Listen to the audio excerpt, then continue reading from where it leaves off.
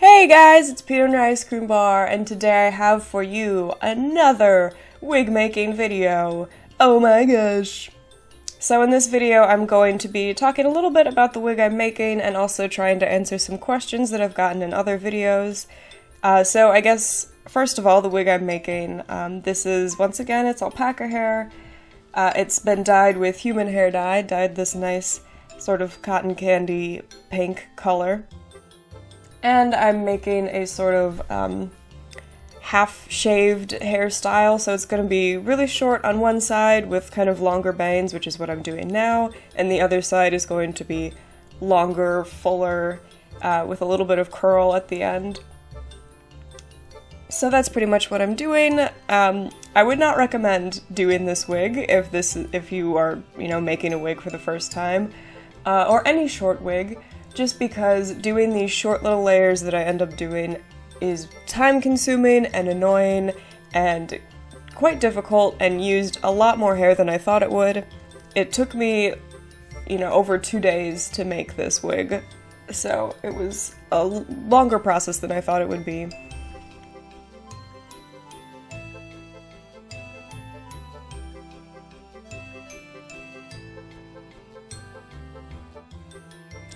So that's all I'm going to say about this wig until the end of the video when you get to see it completed.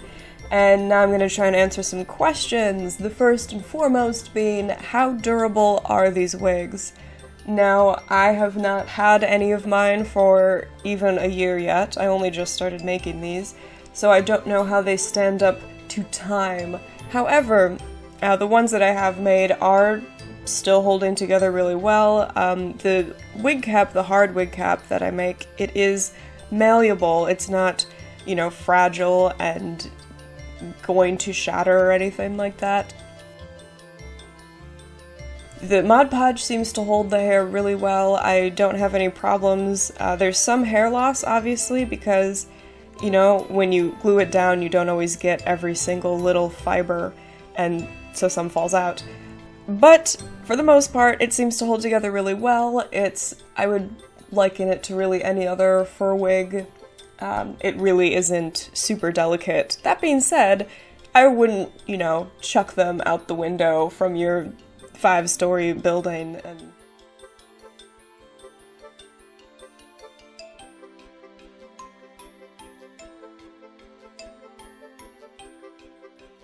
Another question I get quite often is, how much hair do you use?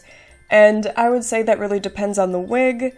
All of the dolls that you see me making wigs for are around 60 centimeters, and depending on how full I want the hair to look, I'll use anywhere from, a little under an ounce to an ounce, to, all the way up to almost 2 ounces.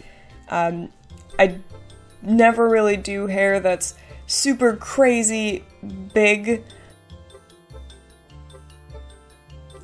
And to be perfectly honest, I usually have like a stock of hair just kind of sitting around, so I'm not ever really sure how much hair I use ounce-wise. I probably have, 4 or 5 ounces sitting around waiting to be used, and I just replenish the stock after I make a couple wigs.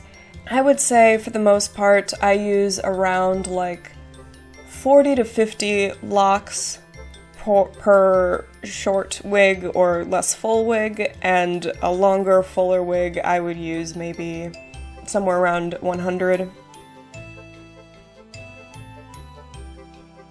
Keep in mind that some locks will be cut in half, so if I'm using 100 locks because I want to make a really full-looking hairstyle, I might only clean 50 and then cut them in half if the locks are long enough, so...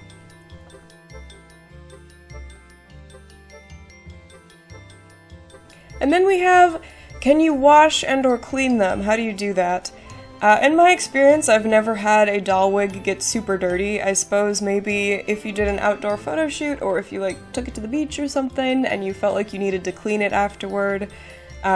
You can't really put this whole thing underwater and, submerge it, soak it, wash it in that way. I would not recommend getting the wig cap wet because there is glue on there and you don't want the glue to disintegrate and the wig to fall apart. But you can gently, use your fingers, kind of wash only the hair and not touch the wig cap. You can do that. That is where this wig would be more fragile than another wig, just because you need to make sure the glue is safe and the integrity of the whole thing does not, fall apart on you.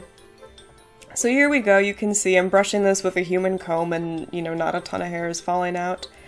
And that's pretty much the finished product. You can see I wanted the not shaved side to look super full in comparison to the shaved side.